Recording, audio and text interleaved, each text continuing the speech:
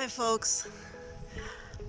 Some time ago when I was making one of my Canada Cafe videos, I promised that once I reached 100 subscribers that I would do a sari wearing video.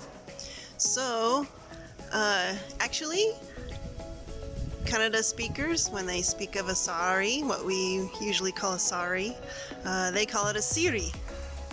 So I will be demonstrating how to wear a siri for those who maybe their mother never taught them how.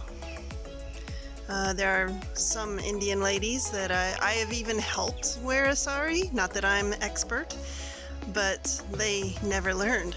Just remember also that there are at least 80 different ways of wearing a sari. So if you don't get it just right, don't worry. Get some help from your nearest Indian friend if they know how. And just keep practicing. It just takes practice to get it nice. And there's lots of sari wearing how-to videos out there. Mine is definitely not the only one, probably not even the best one, but I'll guarantee you it's probably the only one that you will see an American auntie showing you how to do it with dogs interfering in the video. So let's get on with it. Okay, so here we are. I have a beautiful green sari here to demonstrate with, and the first thing that you would need to do is make sure that you have your underskirt, you have it on tight, and you have a blouse to go under it. Some people call it a choli.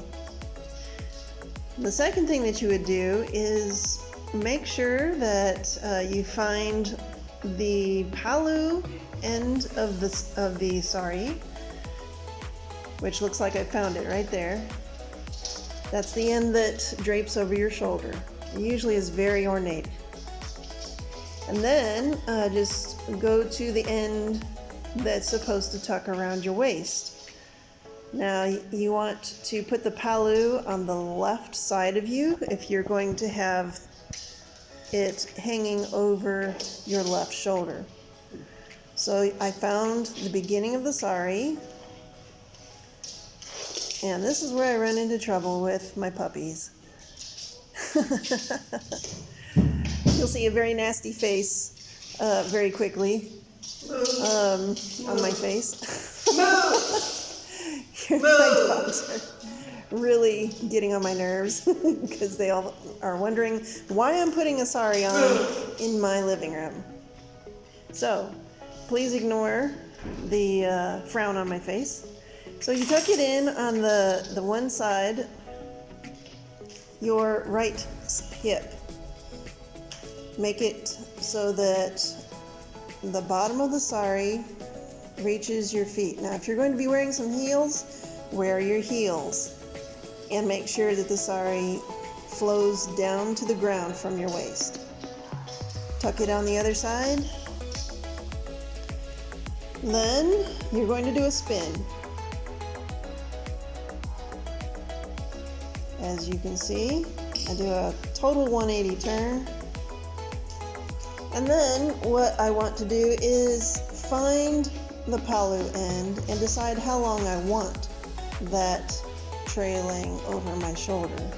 So usually I like it somewhere from my waist to the floor. I like a little extra length compared to some ladies.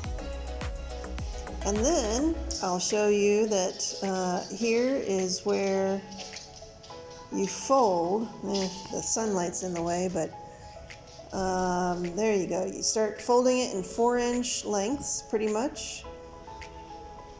I learned this from a nice salesman at the Soch Indian ladies wear store. And he just kept folding it on his one hand. He was very quick at it. with this cotton sari, it's not quite as flowy as maybe Georgette would be, but it does okay. So then you just kind of lay it over your shoulder like that. Make sure the length is where you want it to be. You want it to be at least halfway down your calf muscle. So then you'll want to pin it over on your shoulder, on the back of your shoulder like I was showing you. I don't have a pin with me for this video, so I just held it there. Then you bring the one side around and you bring it to your waist on the other side. Now, you'll probably want to pull up the part that's on your shoulder so that you can work with the part that's by your belly. You want to put your hand by your right hand hip, and then you want to do pretty much the same folding motion that you did for your shoulder. And here I turned so that you can see it much more easily, what I'm doing with my hands. You just keep folding until the sari is all used up by your belly. You have it all folded in your hand. So you can see how that's tightening up by the belly. And then you make sure that all those folds, you can have about a hand width down.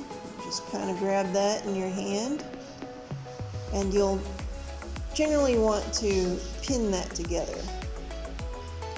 Check the length of the sari down to the ground. You don't want it to be too high, and you don't want to be stepping on it either.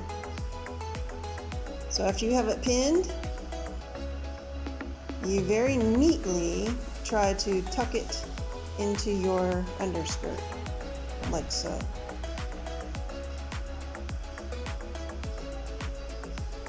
Being a new cotton sari, it's not going to look really neat, the folds in the front, just unless you iron it like that, but it usually will lay pretty nicely. And you know, as an aside, really, I'm just showing you how Bangalore ladies will put their sari on. They generally are not going to any dinner party or wedding most of the time, and this is how a matron like me will fold it. I used to do it the Bollywood way, but I soon found out when I came here that a mature woman like myself doesn't normally wear her sari like Priyanka Chopra might. So anyway, I'm getting it all nice and straight, all the folds where they should be, and there it is. A lot of the ladies will pin different places so they stay in place. And if they have to do any work, they'll tuck it in, tuck the palu in at the waist, just like I'm showing you here.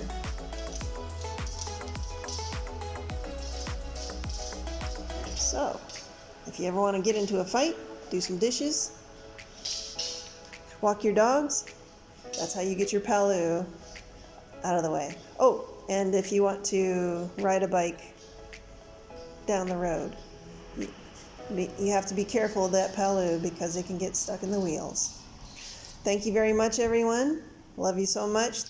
Thank you so much for 100 subscribers.